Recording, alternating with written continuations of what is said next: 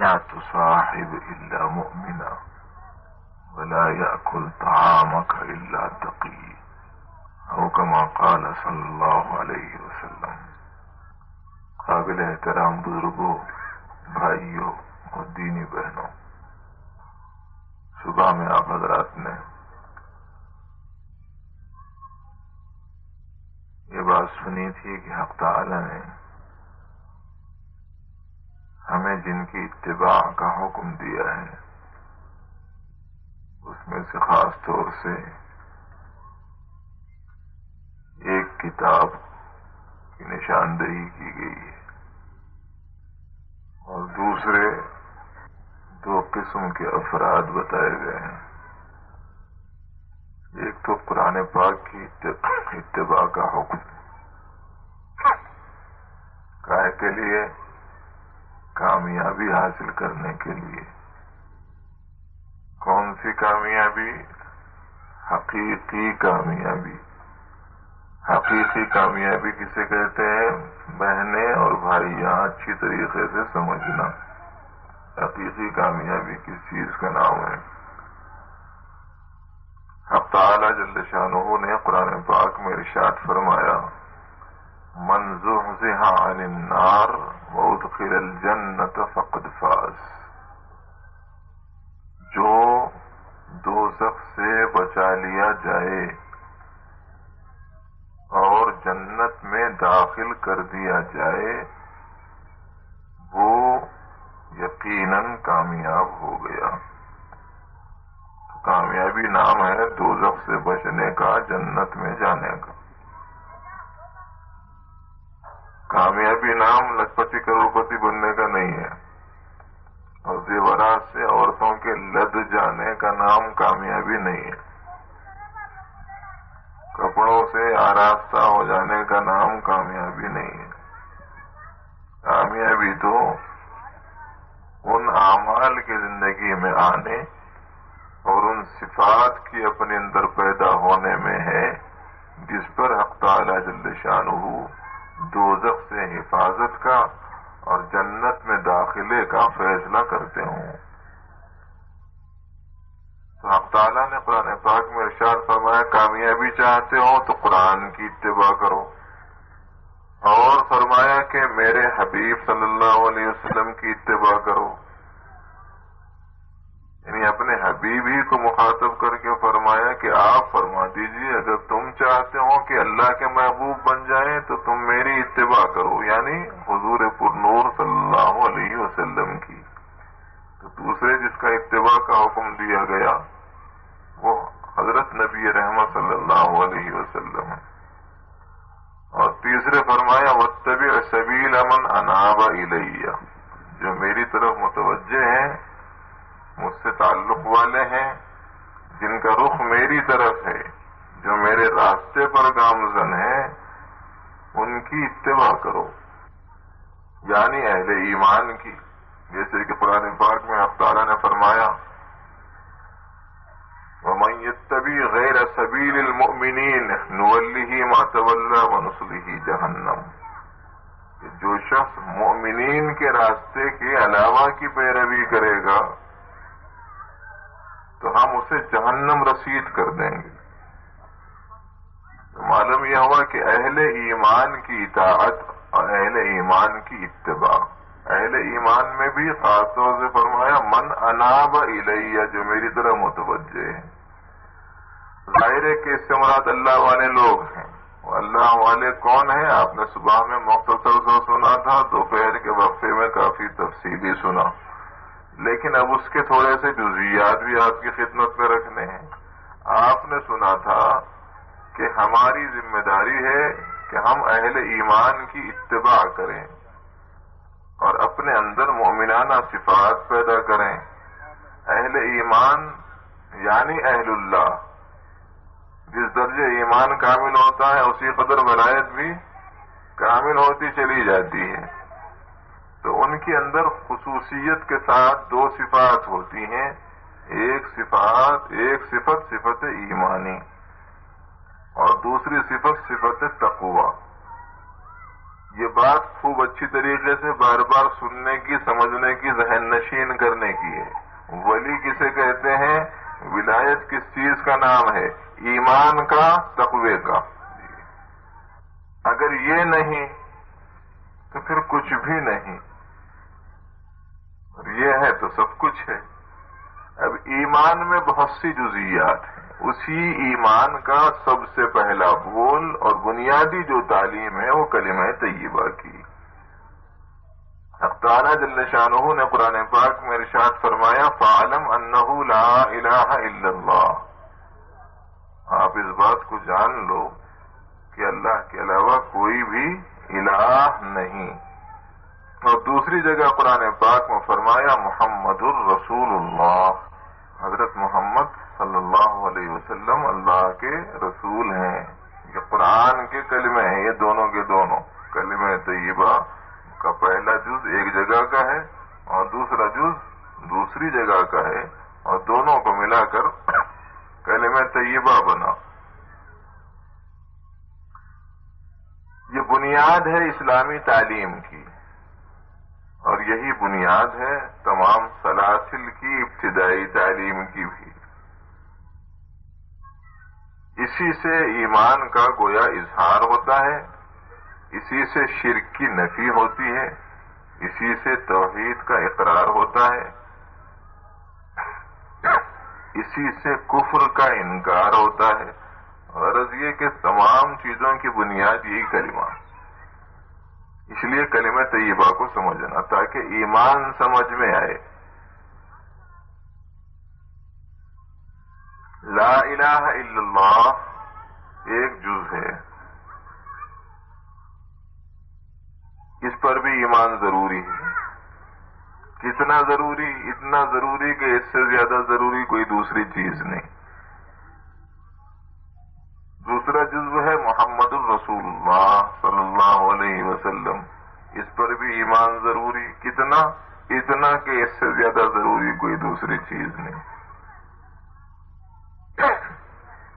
یہ دونوں باتوں کو جو کا تو ماننا ضروری ہے، اس کے بغیر آدمی کا ایمان پورا ہوتا ہی نہیں۔ اگر کوئی خالی محمد الرسول اللہ پڑھتا رہا، لا الہ الا اللہ نہیں پڑھا، تو اس کا ایمان صحیح نہیں۔ اور کوئی خالی لا الہ الا اللہ پڑھ رہا، محمد رسول اللہ نہیں مانتا، تو اس کا ایمان بھی صحیح نہیں۔ ایمان پایا جائے گا ان دونوں چیزوں کے ماننے پر۔ جیسے بلب میں روشنی دو ویروں کے کنیکشن کے صحیح ہونے سے آتی ہے، ایسے ہی دل میں ایمان کی روشنی بھی ان دونوں اجزاء پر ایمان کے صحیح ہونے سے آتی ہے۔ خالی ایک ویر ٹھنڈا یا ایک ویر گرم لگا کے کوشش کر رہے ہیں صبح سے لے کے شام تک، پسینے میں نہا گئے، بلب روشن ہی نہیں ہوتا، پریشان ہے کہ صاحب کیا ہوا۔ کسی جاننے والے سے پوچھنے سے بول دیتا کہ خالی صرف محنت ضائع کر رہے، بہت چھوٹا سا کام ہے، دوسرا جو وائر ہے نا وہ وائر کا کنیکشن بھی ذرا صحیح کر دو، بس روشنی آ جاتی۔ ایسے ہی اس وقت کا قصہ چلتا۔ تو دونوں اجزاء کو ماننا ضروری ہے، تو ان دونوں اجزاء میں سے پہلا جزو ہے لا الہ الا اللہ۔ اس کا ترجمہ ہے نہیں ہے کوئی الہ سوائے اللہ کے۔ مفہوم کیا ہے اس کا؟ اس کا مفہوم یہ ہے کہ اللہ کے علاوہ کوئی بھی عبادت کے لائق نہیں،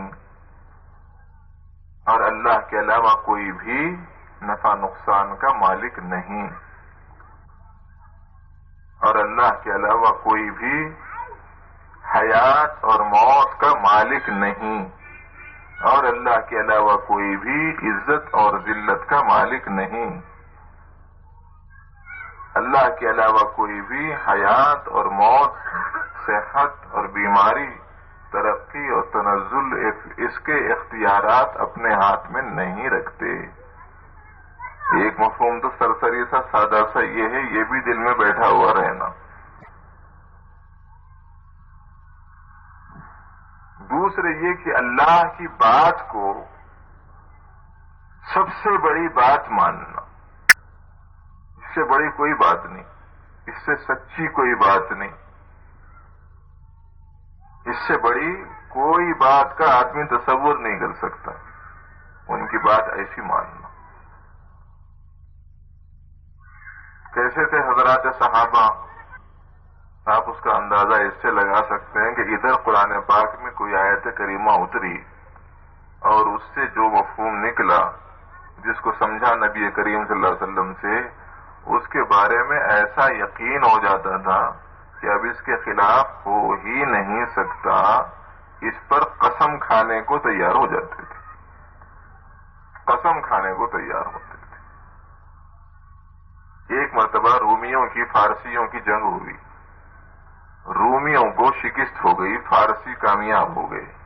رومی اہل کتاب تھے اور فارسی آتش پرست تھے. اہل کتاب ہونے کی وجہ سے مسلمان ذرا رومیوں کی طرف تھے اور مشرکین جو تھے وہ فارسیوں کی طرف تھے. جذبات کے اعتبار سے یہ نوجوانوں کو سمجھ میں آتا ہے، رہتے ہیں ایک جگہ مگر جذبات ایک ایک کے ساتھ خاص قسم کے رہتے ہیں. بلکہ معلوم میں وہ پارٹیاں ٹیماں جب حرکت میں رہتے تو کون کس کے جذبات کس کے ساتھ ہیں سمجھ میں آتا. اس واسطے اس مضمون کو زیادہ کھولنے کی ضرورت نہیں. تو مکے کے جو مسلمان تھے وہ اہل کتاب کی طرف تھے اور مکے کے جو مشرکین تھے وہ فارسیوں کی طرف تھے. اور دونوں یہ چاہتے تھے کہ وہ جن کو چاہتے ہیں اس کو کامیابی مل جائے. تو مسلمانوں جن کو چاہتے تھے یعنی رومی، یہ لوگ فیل ہو گئے یعنی شکست کھا گئے.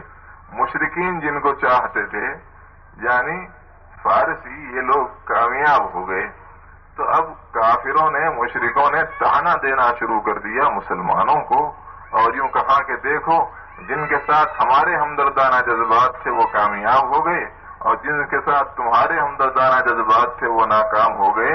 اس کا مطلب یہ ہوا کہ جیسے آج ہمارے چاہے ہوئے کامیاب ہوئے، تمہارے چاہے ہوئے ناکام ہوئے، ایسے ہی مستقبل میں ہم کامیاب ہوں گے اور تم ناکام ہوں گے.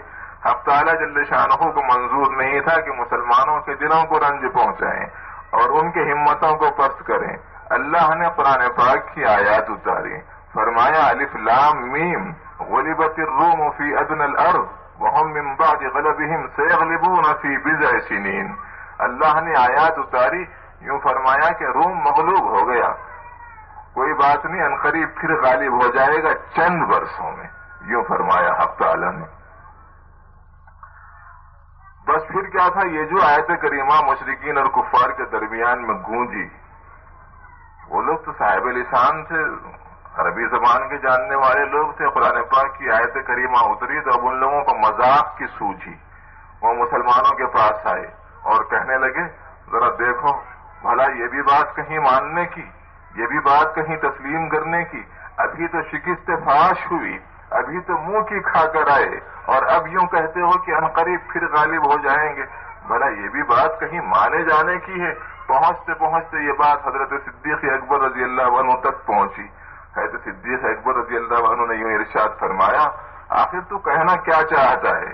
تو مجھ سے شرط باندھ لے، تو مجھ سے شرط باندھ لے، ایسا ہی ہوگا جیسے اللہ میاں نے اتارا، یعنی رومی کامیاب ہوں گے اور فارسی ناکام ہوں گے. تم چاہو تو شرط باندھ لو. تو دونوں کی طرف سے ٹھن گئی اور دونوں کے دونوں تیار ہو گئے شرط کے باندھنے پر. اب باندھی تو شرط کیسے باندھی؟ یوں کہا کہ 10 اونٹ دینے پڑیں گے اگر وہ شخص مغلوب ہو جائے، اس شخص کی بات غلط ہو جائے جو کہہ رہا ہے. یعنی آدمی جو دعویٰ کر رہا ہے، مثلا تم یہ کہہ رہے ہو کہ روم پھر غالب ہو جائے گا، اگر ایسا نہیں ہوا تو تم 10 دینا اور اگر ویسا ہو گیا تو تم دینا، مخالف والا. یوں وعدہ کر کے چلے گئے. بضع کا ایک لفظ تھا، اس سے استحاد کیا حضرت صدیق اکبر رضی اللہ عنہ نے اور یوں کہا کہ بضع کا جو لفظ ہے وہ 3 سے لے کر 9 عدد تک بولا جاتا ہے. مگر ان کا یقین یہ تھا، اندازہ یہ تھا کہ چونکہ 3 کا عدد کا مسئلہ سامنے آیا ہوا ہے تو اپنی طرف سے اجتہادی طور پر انہوں نے 3 سال کی مدت طے کر دی اور جا کر نبی کریم صلی اللہ علیہ وسلم سے کہا کہ آج تو میں نے ایسا معاہدہ کر دیا. حضرت نبی رحمت صلی اللہ علیہ وسلم نے معاہدہ کرنے پر تو حوصلہ افزائی کی، کہا کہ اچھا کیا کہ شرط باندھ لی، لیکن اپنی طرف سے تم نے یہ عدد کا تعین کیسے کر لیا، جبکہ حق تعالی جل شانہ نے بضع کا لفظ استعمال فرمایا ہے جس کا اطلاق 3 سے لے کر 9 تک ہوتا ہے۔ اس کا مطلب یہ ہوا کہ رہتی دنیا تک کے انسانوں کو اس بات کا سبق دیا گیا کہ کسی معنی کے تعین میں اپنی طرف سے کسی قسم کی کوئی وضاحت مت کر ڈالو، بلکہ اس لچک کو پیش نظر رکھو جو قرآن پاک میں موجود ہے۔ چنانچہ حضرت نبی کریم صلی اللہ علیہ وسلم نے فرمایا کہ نہیں، تم مدت کو بڑھا دو اور انعام کی مقدار کو بھی بڑھا دو۔ بولے 10 سے کتنی مقدار بڑھانا؟ فرمایا کہ 100 کی لگا دو، 100 ووٹوں کی مقدار لگا دو۔ وہ گئے اور وہ تیار ہو گیا۔ آخرکار اس وقت کے آنے سے پہلے شرط باندھنے والا تو مر گیا، لیکن حضرت صدیق اکبر رضی اللہ عنہ نے جب وہ واقعہ پیش آیا تو اس کے وارثوں سے اس انعام کو حاصل کیا اور غریبوں میں تقسیم کر دیا۔ اس درجے یقین تھا اللہ کی بات کا، اس کا نام ہے ایمان۔ اب تو یہ کہ صاحب یوں کہہ رہے کہ دیکھو سود مٹ جاتا ہے، صدقہ بڑھ جاتا ہے۔ قرآن پاک کیا کہتا ہے؟ یمحق اللہ الربا ویربی الصدقات، اللہ سود کو مٹا دیں گے اور صدقات کو بڑھا دیں گے۔ حق تعالیٰ تو یوں فرماتے ہیں، بھئی ہمارا ایمان دیکھو اب کیسا ہے، ہم کس چیز کو بڑھنے والا سمجھ رہے ہیں اور کس چیز کو گھٹنے والا سمجھ رہے ہیں۔ بنیادی جو چیز ہے کامیابی کے واسطے، نجات کے واسطے، اہل اللہ سے تعلق کے واسطے، اتباع کے لیے، وہ تو یہ ہے کہ بھئی آدمی میں ایمان ہو، اور ایمان بھی کیسا ہو؟ ایسا ایمان ہونا چاہیے جیسا مطلوب ایمان ہو۔ مطلوبہ ایمان میں کم از کم یہ چیز تو رہنا کہ آدمی کو اللہ کی ہر بات کا پورا یقین ہو۔ اب اللہ فرماتے ہیں سود مٹ جاتا ہے اور صدقہ بڑھ جاتا ہے۔ اب اپنے اپنے دلوں کو ٹٹول کے دیکھنا اور خود ہی محسوس کرنا کہ صاحب کس حد تک یقین میرے قلب میں پایا جا رہا ہے۔ اگر اس کے برعکس ہے، اس کے خلاف ہے، تو پھر کم از کم اہل ایمان کی خدمت میں پہنچ کے یہ بولنا کہ میرا دل تو روگی ہو گیا، روگی، بہت بڑی اسے بیماری لگ گئی بے یقینی کی، بڑا یہ مریض ہو گیا، انتہائی خطرناک قسم کا مرض اس کے اندر پیدا ہو گیا۔ وہ ہے بے اعتمادی کا، وہ ہے بے یقینی کا، وہ ہے اللہ کی بات کی بے تعظیمی کا۔ آپ کسی طریقے سے ایک تو دعا کیجئے، دوسرا علاج بتائیے کہ یہ بیماری میرے اندر سے چلی جائے۔ خون کی پمپنگ کا خراب ہو جانے کی جو بیماری ہے نا، چھوٹی بیماری ہے وہ، اس بیماری کے مقابلے میں کوئی بڑی بیماری نہیں ہے۔ وہ بڑی بیماری تو یہ ہے، خطرناک قسم کی۔ تو سود بڑھتا نہیں، اللہ میاں اسے مٹا دیں گے، اسے یقین کرنا۔ حضرات صحابہ کرام نے ایسا کیا، یقین کیا، صدقات کیا، حق تعالی جل شانہ نے ان کے مالوں میں بڑھوتری کی۔ پروردگار عالم معلوم ہے صدقات کو کیسے بڑھاتے ہیں؟ فرمایا حضور نبی رحمت صلی اللہ علیہ وسلم نے جب کوئی آدمی صدق دل سے اللہ کو راضی کرنے کے واسطے تھوڑی سی مقدار صدقہ کرتا ہے، اللہ میاں اسے اپنے ہاتھ میں لیتے ہیں اور اسے بڑھانا شروع کر دیتے ہیں۔ اس قدر بڑھاتے ہیں، اس قدر بڑھاتے ہیں، اس قدر بڑھاتے ہیں کہ احد پہاڑ کے برابر کر دیتے ہیں۔ احد پہاڑ یہ عام پہاڑوں کے سر کا نہیں ہے، یعنی پہاڑ ویسے ہی بڑی چیز ہوتی ہے، لیکن پہاڑ میں بھی بڑا فرق ہوتا ہے۔ بعض پہاڑوں کا پہاڑ ہوتا ہے جی، تو احد جو ہے یہ پہاڑوں کا پہاڑ ہے، بہت بڑا پہاڑ ہے۔ اللہ میاں سب کو دکھائے جی، اللہ میاں سب کو دکھائے۔ اتنی ڈھیلی آمین بول رہے، جانے کی خواہش نہیں معلوم ہو رہی۔ ارے بھائی یہ نبی رحمت صلی اللہ علیہ وسلم کے جی مقدس سرزمین پر اللہ کی جانب سے قائم کرتا ایک پہاڑ ہے جس کی بڑی فضیلت آئی ہے۔ مکہ اور مدینہ کو جانے والے لوگ تبرکن وہاں جا کر اسے دیکھا کرتے ہیں۔ آپ کے حق میں دعا دے رہا ہوں کہ اللہ میاں سب کو دکھائے، تو آمین ڈھیلی بول رہے۔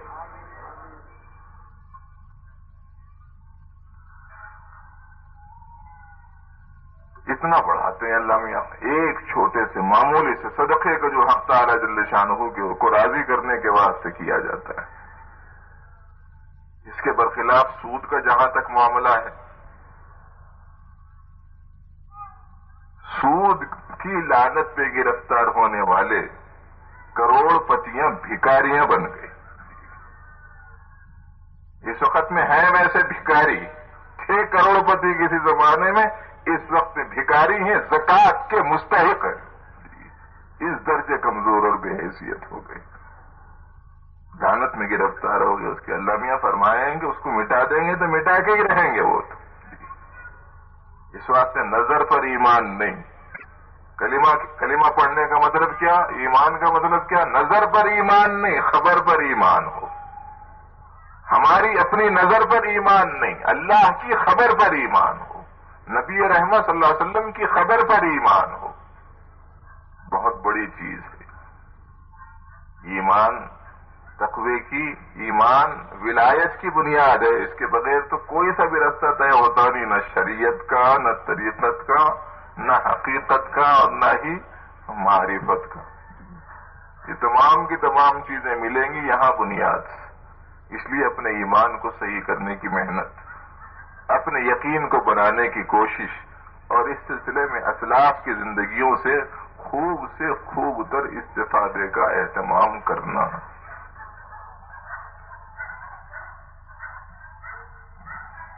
خلیفہ مامون یا ہارون الرشید کے بارے میں آیا ہے کہ وہ کسی جگہ جا رہا تھا تو راستے میں وہ پہلول دانا ملے اسے، تو اس کو انہوں نے پکارا تو وہ بادشاہ آ گیا، بات چیت کی اور کہا کہ تم جس حشم و خدم کے ساتھ میں جا رہے، جس شان و شوکت کے ساتھ میں جا رہے، جس روب و داغ کے ساتھ میں جا رہے، جس ہٹو بچوں کے ساتھ میں جا رہے، ہمارے نبی صلی اللہ علیہ وسلم تو ایسا نہیں جایا کرتے تھے، تمہیں ایسا نہیں کرنا چاہیے. یہ کہا، بے انتہا متاثر ہوا، رونے کی بہت عادت تھی، بہت رویا، اور اس کے بعد میں یوں کہنے لگا آپ کی کوئی ضرورت ہو تو فرمائیے. جی میں آپ کی کچھ خدمت کرنا چاہتا ہوں، کوئی آپ کی حاجت ہو، کوئی ضرورت ہو تو فرمائیے. تو کیا فرمایا، جو تیرے جیسے بڑے ضرورت مند کی ضرورت پوری کرتا ہے وہ میرے جیسے چھوٹے ضرورت مند کی ضرورت پوری نہیں کرتا کیا؟ میرے سے تیری کوئی ضرورت نہیں پوری کرانے کی ہے، تو بڑا ضرورت مند میں چھوٹا، وہ تیری ضرورت پوری کر رہا. جو بڑا ضرورت مند ہے اس کی ضرورت ہی جب وہ پوری کر رہا تو میں تو ایک چھوٹا ضرورت مند ہوں، میری ضرورت پوری کرنا اس سے کیا مشکل ہے. اس وجہ سے تمہارے سے کچھ بولنا ہے نا، بتانا ہے. یقین کی یہ کیفیت تھی کہ اللہ کو ماننا تو آدمی یوں مانے. کسی اور بادشاہ کے بارے میں بھی آیا ہے، وہ گیا تھا جنگل میں. پہلے کے بادشاہ جنگل میں شکار کو جاتے تھے، شکار کا بڑا شوق تھا، اس واسطے کہ وہ زیادہ ریشہ دوانیاں نہیں چلتی تھیں. سلطنت ہونے کی وجہ سے وہ سیاسی اکھیڑ پچھاڑ زیادہ نہیں ہوا کرتی تھی، تو تھوڑا سا ان لوگوں کو سیر و تفریح کا موقع بھی ملتا تھا. تو وہ شکار کو نکلے. شکار کے پیچھے جب آدمی بھاگتا ہے نا تو اسے لت لگتی ہے تو بڑی عجیب و غریب قسم کی لگ جاتی ہے. اس دلچسپی میں ایسا منہمک ہو جاتا ہے، پھر اسے